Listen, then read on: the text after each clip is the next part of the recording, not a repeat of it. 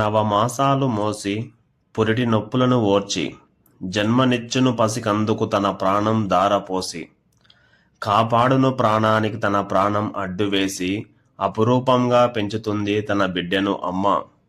స్వచ్ఛమైనది మచ్చలేనిది జనని ప్రేమ. పువ్వులోని మకరందపు తీపి ఓలే, పాల సముద్రంలోంచి తీసిన అమృతం ఓలే, స్వచ్ఛమైనది మచ్చలేనిది అమ్మ ప్రేమ.